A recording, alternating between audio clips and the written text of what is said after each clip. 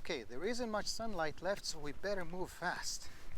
Hello and welcome to another vlog by Danny the Digger, and this time I'm continuing my quest for the location of ancient Modin. If you watch my previous presentation, I was walking around Khirbeti Torah or Giv'ati Torah, which has been suggested to be the location of ancient Modin, although to this day it has not been excavated in a proper large scale to substantiate that possibility. This research, however, is from the 1990s, salvage excavations conducted with the foundation of the modern city of Modin.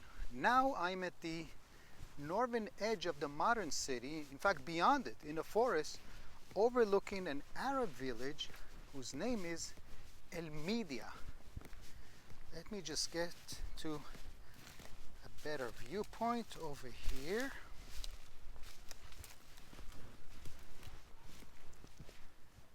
Here we go.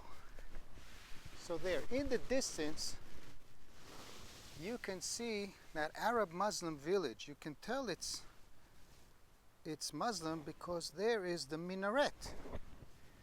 Okay, an Arab Muslim village by the name of El Media. And 19th century scholars suggested, hey, maybe the Arab name is preserving the ancient name of Modin. And we know that Modin should be somewhere in this area. Later, surveys of the village and its surroundings indicated that it was inhabited, but not in Hellenistic times. This cannot be the location of ancient Modin, at least unless we, clear the residence and do a very, very meticulous excavation of the whole hill to see if there are any Hellenistic remains. But most scholars today are of the opinion that this is not ancient Modin. The name El Media is maybe preserving the name, but not the exact location. 19th century scholars, however, did not have that kind of knowledge. And one way of finding ancient Modin is by finding the royal sepulchre, the royal family tomb that the Maccabees have built in or next to the city. And this is where it gets interesting, because we actually have a detailed account in the book of Maccabees of that structure. It is said to be containing 7 pyramids, each one for a family member of the Maccabees. It is said to have reliefs depicting military gear, including ships, and it is said to be visible from the Mediterranean Sea. Okay, that's quite a lot of geographical and architectural information we can work with. And Victor Guérin is a French scholar of the 19th century that poked around here, went and looked at El Media, and then he was introduced to this site, whose Arabic name was Sheikh el-Garabawi, the tomb of the Western Sheikh. That structure indeed is behind me. I'm going to show it to you in a few minutes. But north of it, he noticed that there are some remains of a building, of a structure. And he started exposing it. Even today there's quite a lot of it visible, although, as I'm going to tell you soon, it was re-excavated a few times later on. But when Victor Guérin exposed it, he got very excited, believing this is it. This is that famous sepulcher. Let me get a better angle of this. Here we go. This is that famous sepulcher of the Maccabean royal family. And I have to admit, you do have some pretty big ashlar stones set up here, forming foundation of a massive structure. In his opinion, there was no doubt this is the royal tomb, and France should buy it immediately from the Turks, so it will be in the possession of the nation, of his proud nation of the French. Okay, but shortly after came another French scholar called Clermont-Guénon, who reinvestigated this site and came up with somewhat of a different conclusion. He was very skeptical of Guérin's conclusion, And he dated the building to the Byzantine, to the Christian times. But he did admit that one cannot rule out the possibility that this building was built by Christians to commemorate the Maccabees. Okay, an interesting combination. That's an interesting combination right now. As I'm explaining all of this archaeological riddles, some off-road scooters are passing by. Anyway,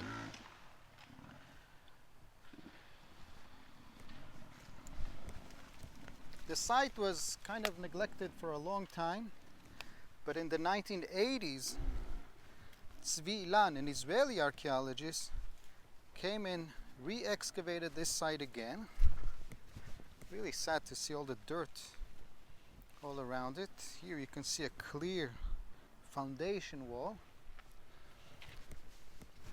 And he pretty much reached the same conclusion. And in 2011, again, Amit Re'em, a neighbor, a friend from the Institute of Archaeology and a district archaeologist at the Israel Antiquities Authority, came again to excavate here.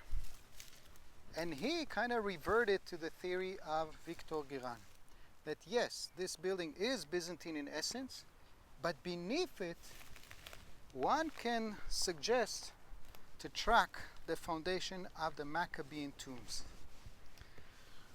Let me say it this way, if this is the evidence, it is pathetic.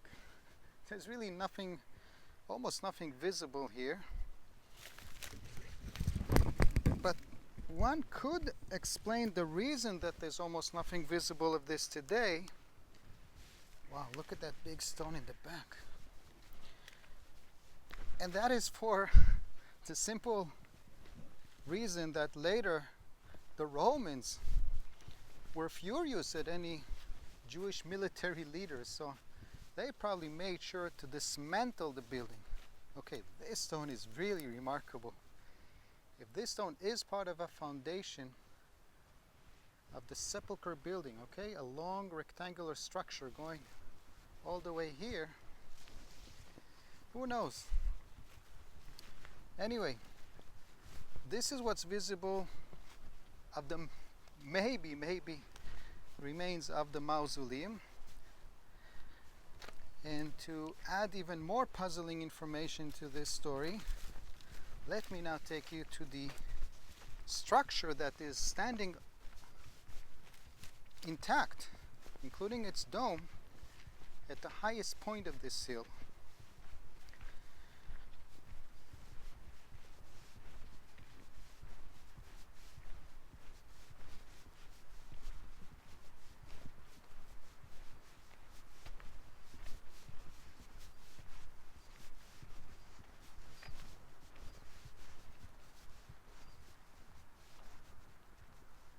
Okay, this is definitely a built-up structure, and the Arabs labeled it as the tomb of Sheikh el-Garabawi, the sheikh from the west or something of that sort. But religious Jews, in a very, I would say almost disturbing way, decided to identify it, ready for this, with the tomb of Matityahu, the head of the Maccabean family. Over the doorway here you can see the name Matityahu, and as you go in you see stickers of Breslov students. Wow, it looks like they were just sitting here a short time ago. The candle is still lit up here on the left side, and the sign here in Hebrew tells us that here lies Matityahu, son of Yochanan, high priest, a descendant from Aaron, renewal of the convent between the people and its God, who called out loud, who is of God, to follow him, and has devoted his life to renewing the work of God in the house of choice, that is of course in Jerusalem, and thanks to him we have been rewarded with Hanukkah.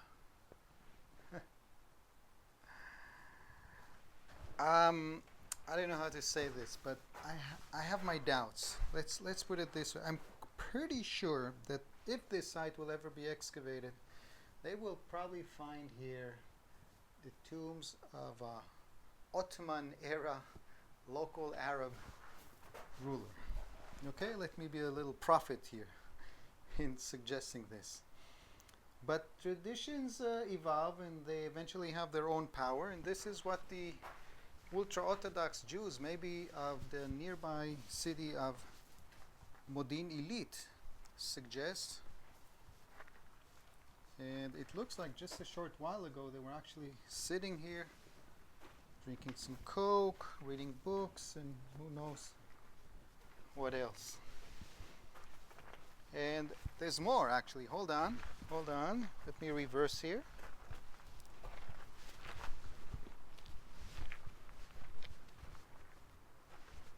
It turns out that sanctifying a Muslim tomb is not enough.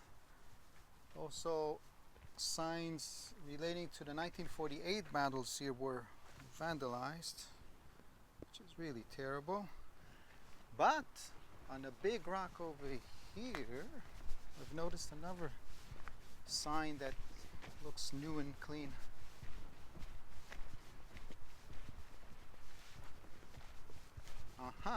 Okay. This rock is claiming, according to the sign, to be the tomb of El-Azar. El-Azar was one of Matitya's sons, one of the brothers of Judah the Maccabee, who died in the 5th battle from an elephant falling over him. So at least the sign is claiming that he's buried here. Okay, who can argue with a sign? Anyway, this is the site, and let's just conclude the probability of this being the tomb of the Maccabees.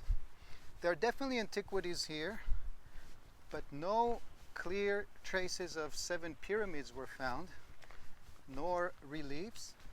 Another interesting question is whether you can see the Mediterranean from here, or can you see this site from the Mediterranean?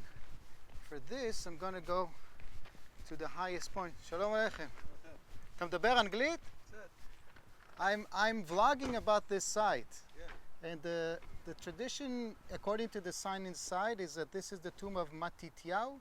Yeah. Okay. Yeah, okay, I'm going to come back. I just want to take a shot of the west. Okay? Sure. I'll be right back.